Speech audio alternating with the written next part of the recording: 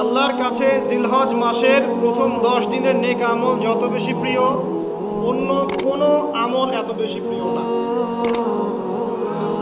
অন্য কোনো আমল, এটা বুঝতে গিয়ে সাহাবায়ে কেরাম প্রশ্ন করছেন, ক্বালু, তারা বলছেন, ইয়া রাসূলুল্লাহ, হে আল্লাহর রাসূল, বলুন সাল্লাল্লাহু আলাইহি ওয়াসাল্লাম, ওয়ালাল জিহাদু ফি সাবিলিল্লাহ, আল্লাহর পথের জিহাদও কি নয়? আমরা তো জানি ইসলামের সর্বোচ্চ চূড়া হচ্ছে আল্লাহর পথের জিহাদ। তো নবী সাল্লাল্লাহু আলাইহি ওয়াসাল্লাম বলছেন, ওয়ালাল জিহাদু ফি সাবিলিল্লাহ, আল্লাহর পথের জিহাদও নয়,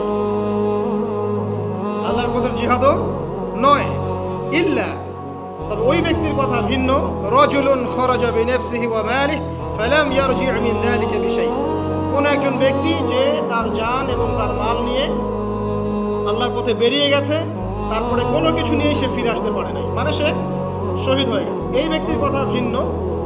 কিন্তু অন্য যে কোনো দিনের আমলের চাইতে এই 10 দিনের নেক আমল আল্লাহর কাছে সবচেয়ে বেশি প্রিয়। তাহলে আমরা বুঝতে পারলাম, আমরা যে 10 দিনে এখন বসবাস করছি, জিলহজ মাসের আজকে কয় তারিখ? 1 তারিখ। এই যে আল্লাহ পাক নিয়ামতের সাথে আমাদেরকে বাঁচিয়ে রেখেছেন, এই 10 দিন আমল করার সুযোগ দিয়েছেন, এই কৃতজ্ঞতা স্বীকার করে আমরা কিন্তু